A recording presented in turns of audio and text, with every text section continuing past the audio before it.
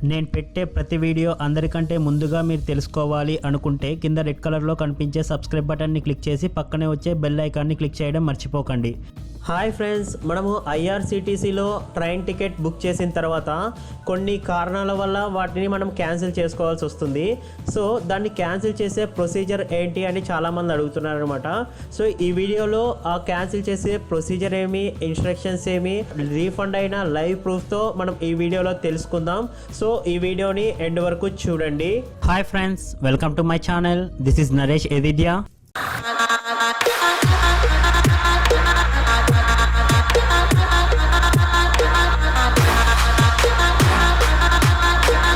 Previous వీడియోస్లో ఐఆర్సీటీసీలో online train ticket book చేసుకోవడానికి న్యూ అకౌంట్ రిజిస్ట్రేషన్ అనేది ఏ విధంగా చేసుకోవాలి, రిజిస్ట్రేషన్ చేసుకున్న తర్వాత ఐఆర్సీటీసీలో ట్రైన్ టికెట్స్ ఏ విధంగా బుక్ చేయాలి, 1 మంత్లో మనము 6 టికెట్స్ టు 12 టికెట్స్ వరకు మనం టికెట్స్ లిమిట్ అనేది ఏ విధంగా ఇంక్రీజ్ చేసుకోవాలి, ఐఆర్సీటీసీకి ఆధార్ కార్డ్ని కేవైసీ లింక్ చేసి. సో ఆ ప్రతి ఒక్క వీడియో అనేది నేను చేశానమాట రీసెంట్గా.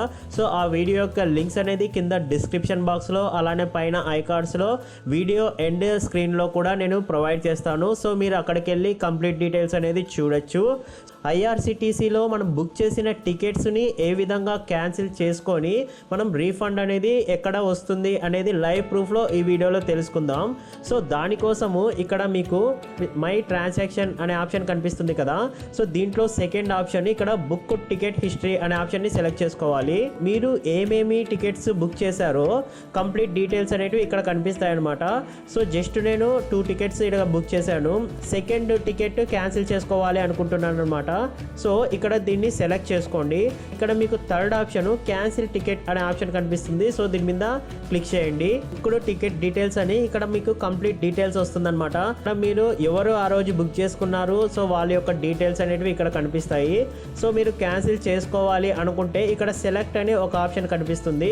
సో దీని మీద క్లిక్ చేయండి. క్లిక్ చేసిన తర్వాత ఇక్కడ క్యాన్సిల్ టికెట్ అనే ఆప్షన్ మీద క్లిక్ చేయండి. సో ఇక్కడ చూసారంటే మనకు ఒక మెసేజ్ వస్తుంది, do you want to process cancellation request అని. సో మీరు ఖచ్చితంగా క్యాన్సిలేషన్ చేసుకోవాలి అనుకుంటే ఇక్కడ ఓకే అనే ఆప్షన్ మీద క్లిక్ చేయండి. నాకు టికెట్ క్యాన్సిలేషన్ అనేది అయిపోయిందనమాట. సో ఇక్కడ చూసుకున్నట్లయితే నాకు బుకింగ్ అమౌంట్ 395 రూపీస్ అనేది పడింది. తర్వాత నాకు రీఫండ్ 275 రూపీస్ మాత్రమే వస్తుంది. ఎందుకంటే ఇక్కడ చూసారంటే క్యాన్సిలేషన్ ఛార్జెస్ నాకు 120 రూపీస్ పడ్డాయన్నమాట. సో ఈ క్యాన్సిలేషన్ ఛార్జెస్ మీరు ట్రైన్ స్టార్ట్ అయ్యే డేకి మీ క్యాన్సిలేషన్ డేకి మధ్యలో ఉండే డ్యూరేషన్ మీద డిపెండ్ అయి ఉంటుందన్నమాట.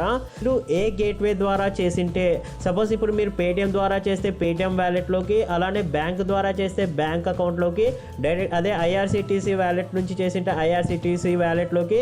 సో మీరు త్రూ ఏ గేట్వే ద్వారా పేమెంట్ చేసింటే మరి రిటర్న్ అక్కడికే వస్తాయన్నమాట. సో బ్యాంక్ అయితే బ్యాంకు, వ్యాలెట్స్ అయితే వ్యాలెట్స్. సో మీరు ఎక్కడి నుంచి చేసింటే అక్కడికి. సో ఇది ఫ్రెండ్స్ క్యాన్సిలేషన్ టికెట్. అయితే ఇక్కడ కావాలి అనుకుంటే మీకు ప్రింట్ క్యాన్సిలేషన్ రిసిప్ట్ అని ఇక్కడ ఇంగ్లీష్లో ఉంది, హిందీలో ఉంది. సో దీని మీద క్లిక్ చేశానంటే, సో ఇక్కడ ఫైనల్గా మీరు ఇక్కడ కిందకు వచ్చారంటే ఇక్కడ ప్రింట్ అనే ఆప్షన్ కనిపిస్తుంది. సో దీని మీద క్లిక్ చేసేసుకొని మీరు ఇక్కడ సేవ్ అని కొట్టారంటే ఆటోమేటిక్గా మీకు సేవ్ అయిపోతుంది అనమాట. ఇది గూగుల్ క్రోమ్లో ఇది ప్రొసీజరు. సో ఫ్రెండ్స్ ఇక్కడ నా బ్యాంక్ యొక్క మినీ స్టేట్మెంట్ కూడా చూడొచ్చు. సో ఇక్కడ నాకు 275 రూపీస్ అనేది క్రెడిట్ అయిందనమాట. సో ఇది ఎందుకంటే నాకు ఇక్కడ క్యాన్సిల్ 275 అని ఇక్కడ మనకి కనిపిస్తుంది. అంటే నేను ట్రైన్ టికెట్ క్యాన్సిలేషన్ చేసిన దాని ద్వారా నాకు 275 అనేది రీఫండ్ అయిందనమాట. సో ఇక్కడ మనం డేట్ చూసుకున్నట్లయితే Feb 5, 2018. యాక్చువల్గా మనము టికెట్ క్యాన్సిల్ చేసింది 31st జనవరి. సో మనకు Feb 5కి రీఫండ్ అనేది అయ్యిందనమాట. అంటే అప్రాక్స్గా మనకి 5 to 6 డేస్ అనేది టైం పట్టింది ఇది మనకు రీఫండ్ అయ్యి బ్యాంక్లో క్రెడిట్ అవ్వడానికి.